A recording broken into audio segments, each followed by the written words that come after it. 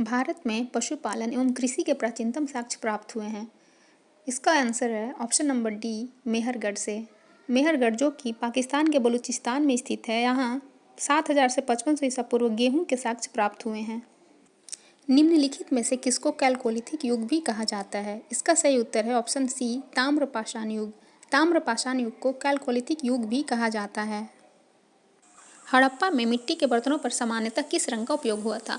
इसका आंसर है option A, लाल रंग। हड़प्पा में मिट्टी के बर्तनों के ऊपरी हिस्सों पर लाल रंग से पुताई की जाती थी तथा उसके निचले हिस्सों पर काले रंग से चित्रकारी की जाती थी। सिंधु सभ्यता निम्नलिखित में से किस युग में पड़ता है? इसका उत्तर है ऑप्शन डी, आद्य ऐतिहासिक काल।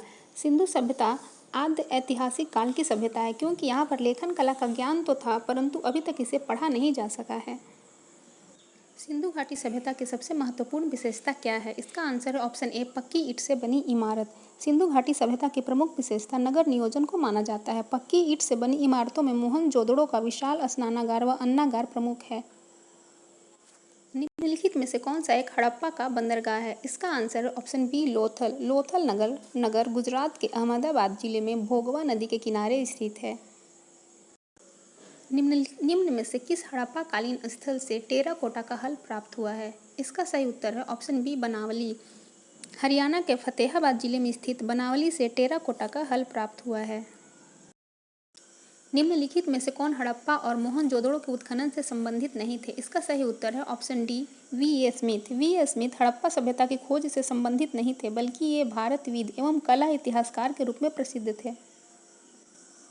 बोगज कुई का महत्व इसलिए है कि ऑप्शन ए, वहाँ जो अभिलेख प्राप्त हुए उनमें वैदिक देवी देवताओं का वर्णन मिलता है। बोगज कुई से मिले अभिलेखों में ऐसे राजाओं का उल्लेख मिलता है जो इंद्र और वरुण जैसे देवताओं का पूजन करते थे।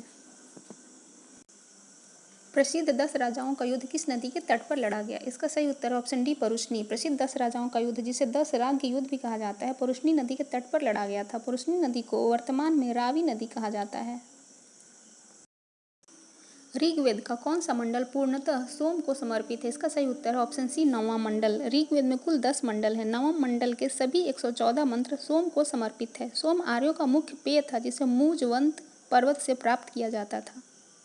ऋग्वेद संहिता का 9वां मंडल पूर्णतः किसको समर्पित है? इसका सही उत्तर है ऑप्शन डी, सोम और इस पेय पर नामाकृत देवता। गायत्री मंत्र किस पुस्तक में मिलता है? इसका सही उत्तर है ऑप्शन सी, ऋग्वेद। गायत्री मंत्र ऋग्वेद में उल्लिखित है। इसके रचनाकार विश्वामित्र हैं तथा यह मंत्र ऋग्वेद के 3य मंडल में वर्णित है।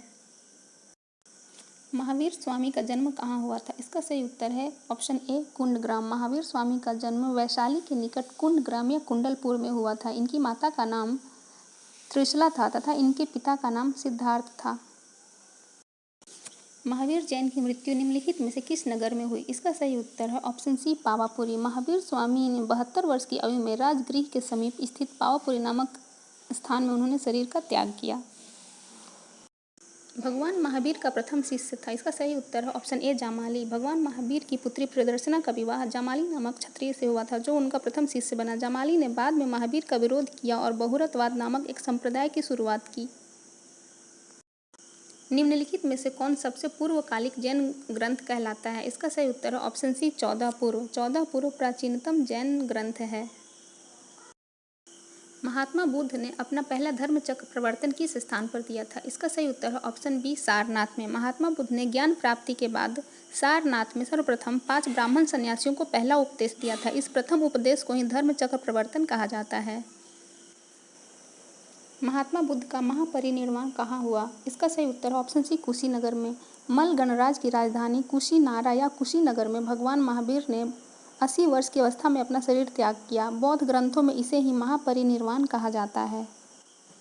त्रिपिटक किसकी धार्मिक पुस्तक है? इसका सही उत्तर है ऑप्शन डी, बौद्ध। बुद्ध भगवान की मृत्यु के बाद उनकी शिक्षाओं को संकलित कर 3 भागों में बांटा गया था। इन्हीं को त्रिपिटक कहते हैं। निम्नलिखित में से कौन सी बात बौद्ध धर्म तथा जैन धर्म में समान नहीं है? इसका सही उत्तर है सी, आत्मदमन। गौतम बुद्ध ने मध्यम मार्ग का उपदेश दिया। वे मोक्ष के लिए कठोर साधना एवं काया क्लेश में विश्वास नहीं करते थे। इसके विपरीत महावीर स्वामी ने मोक्ष प्राप्ति के लिए घोर तपस्या तथा शरीर त्याग को आवश्यक बताया। बराबर की गुफाओं का उपयोग किसने आश्रय गृह के रूप में किया था? इसका सही उत्तर है ऑप्शन ए, आजीविकों ने। अशोक सम्राट अशोक तथा उसके पौत्र दशरथ के समय में बराबर तथा नागार्जुनी पहाड़ियों को काटकर आजीविकों के लिए आवास बनाए गए थे। अशोक के समय बराबर पहाड़ियों की गुफाओं में सुदामा की गुफा तथा कर्ण चौपड़ नामक गुफा सर्वप्रसिद्ध थे।